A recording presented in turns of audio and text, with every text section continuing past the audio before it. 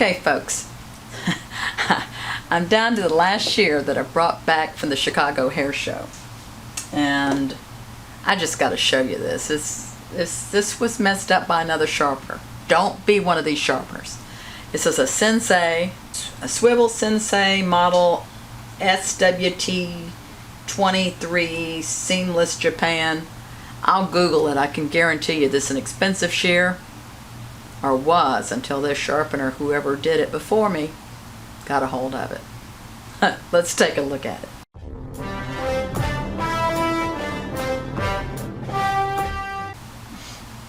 So, I'm Bonnie Megowan. I have lots and lots and lots of videos on YouTube. I'm not going to tell you to like or subscribe. If you're interested in sharpening, you probably will automatically hit like and subscribe on here. And I'm going to get right into showing you what was wrong with these shears, how they should have been done.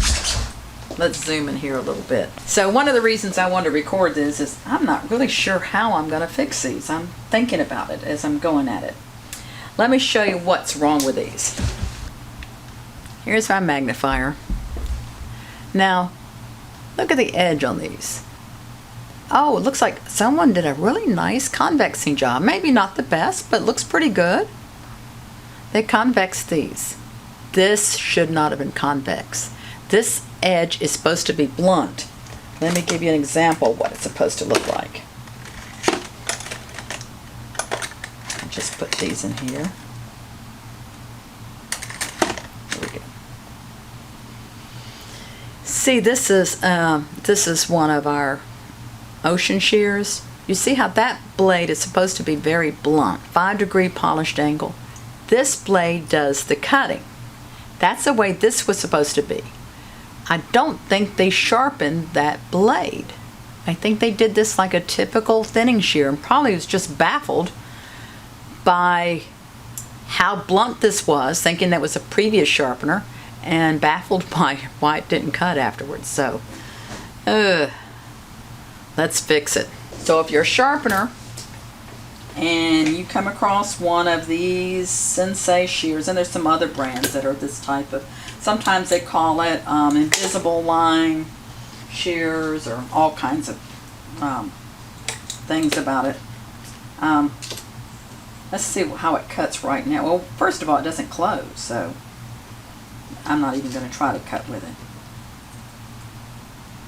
Let's take it apart.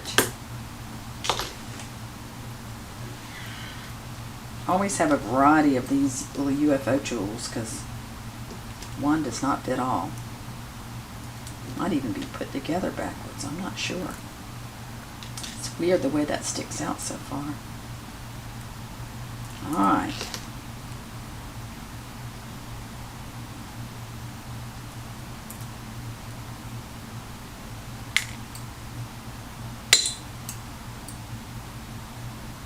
Now let's put together right.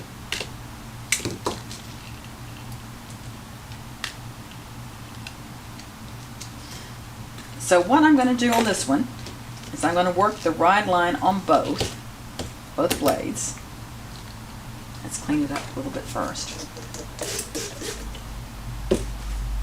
Hoping this comes out, because otherwise I'm going to look bad on this video. But you can follow along with me. Okay, I'm coloring in the ride and the edge. Color in the ride and the edge here. Get me, that's a 2000 grit stone here. I've been doing a lot of sharpening today. Probably needs cleaning up, but let's go for it. Some of this stuff you should do as I say, not as I do. Nice ride, looks good.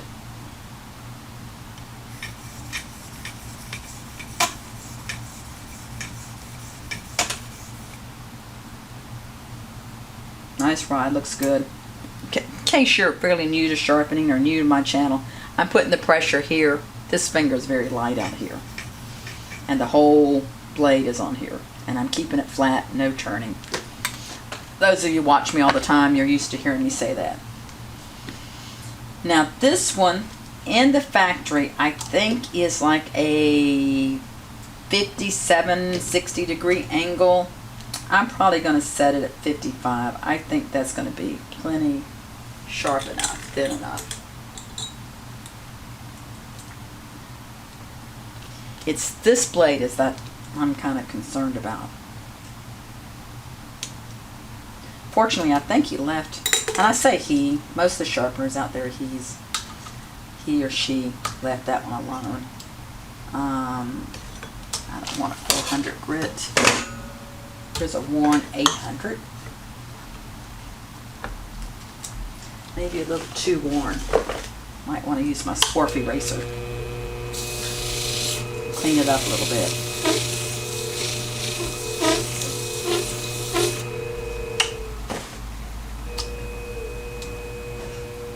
Ooh, look how pretty now.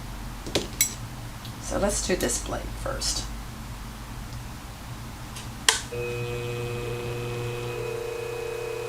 And I'm sharpening this like a convex edge, a little bit of rocking.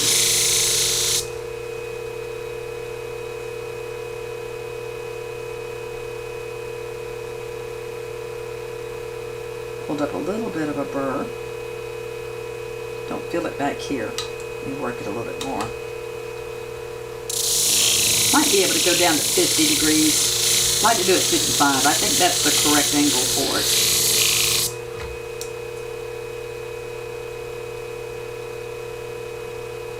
Sometimes it's harder to feel the burr on these little skinny blades. I mean the little teeth. If the burrs come up easy on the tip down here, not good back here, sometimes tilting it up will work.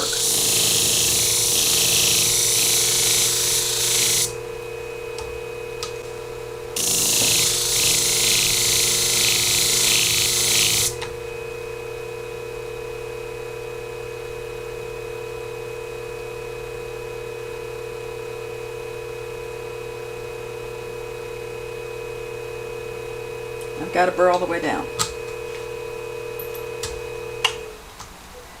I'm just going to finish this blade by itself. Normally I would do both blades, but I'm just going to finish this by itself. I'm going to knock off that inside burr. I think I can go straight to polishing. This has got a little diamond spray on it.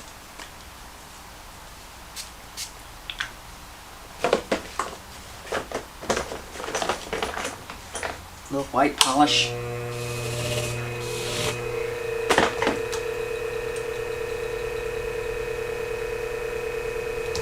Adjust my clamp.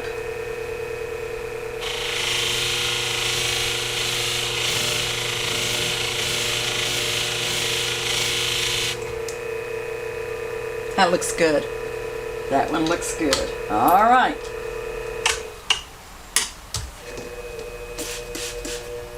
So this blade is done. Now remember, they didn't even close, so I don't even know how they were cut, but you know.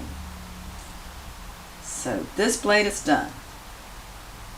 Now, this is the blade that may blow your mind.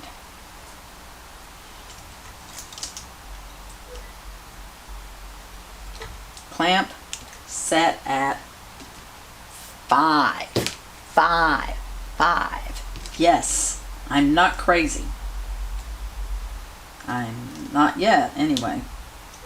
I might be, depending on what I deal with this. 5 degrees.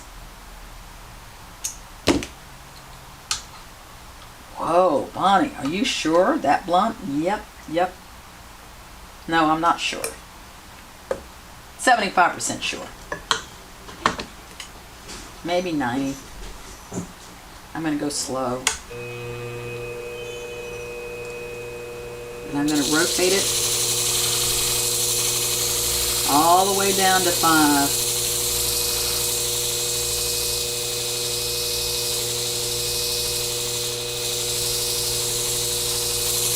Basically, I'm taking the edge off of it.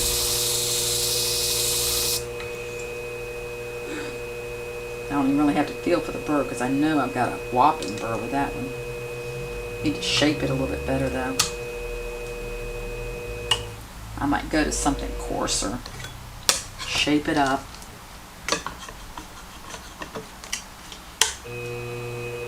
You know, I'm going to stop right now. I'm going to Google and see how expensive this shear is. It's always a good thing to do before you go too crazy on stuff.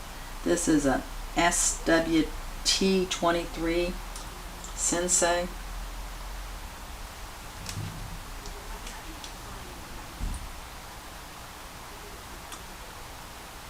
SWT23 Sensei. There it is. They call it a seamless blender. $269.95. That's it.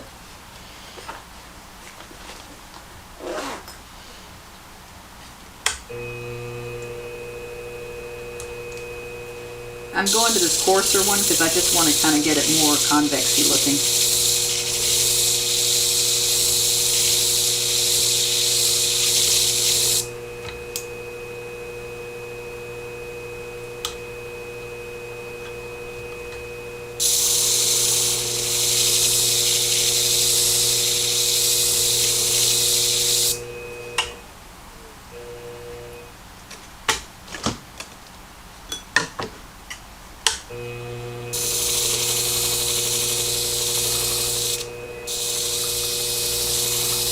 Actually, it's feeling warm on my fingers. You can squirt this a little bit. It's another reason to always sharpen with one finger on the blade. You never have to worry about them overheating.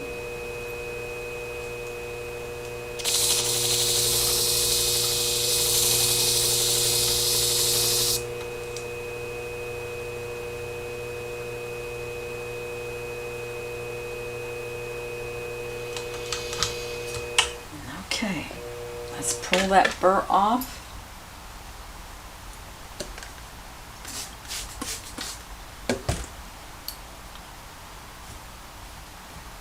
Yeah, it was a whopping burr right there. You can see it. Now go back to polishing.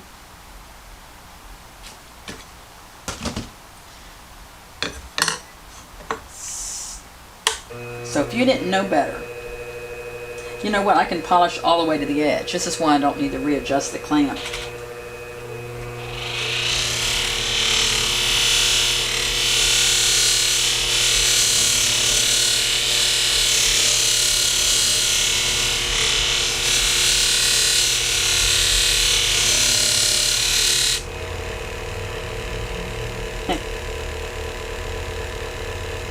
And that should have like no sharpness to it at all if you've done it right. And I've done it right. Crazy, crazy. You just got to know. I mean, if I hadn't seen one of these before, I would have flipped out and thought maybe the last person sharpened them wrong. But yeah, that's supposed to be totally, totally, totally blunt. So let's put it together. This is one of these you pray over before you sharpen it, because it looks like it's a discontinued shear, so you can't replace it. Another thing that worries you when you see an extra washer in your little thing is like, did I leave a washer out of a shear? Did this one have 2 washers? I don't know. Phone's been ringing today since I've been out of town. And I'm just in town today, going out tomorrow, and I won't be back till Sunday night. I may take Monday off. I haven't had a day off in a couple of weeks. Of course, when you enjoy what you're doing, you don't always need a day off, do you?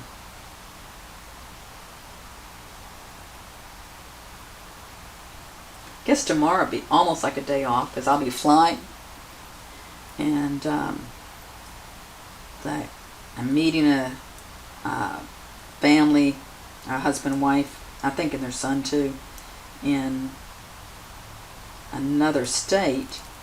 They're flying me in there to do the training, but I think I'm going to a football game with their son after they pick me up, and then we'll do training the next day. trained a 17-year-old boy with his dad last weekend. Now I'm looking for perm paper. Here's some perm paper. Moment of truth. Remember they caught before? They don't catch. They cut my perm paper nice. I think I fixed him. I think I fixed him.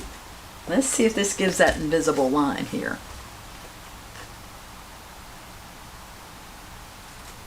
Oh. Let me do that again.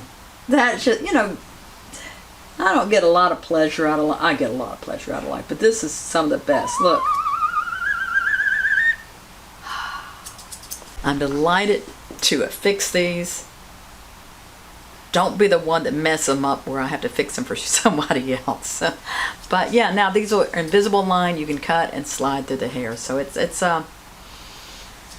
just, you gotta know.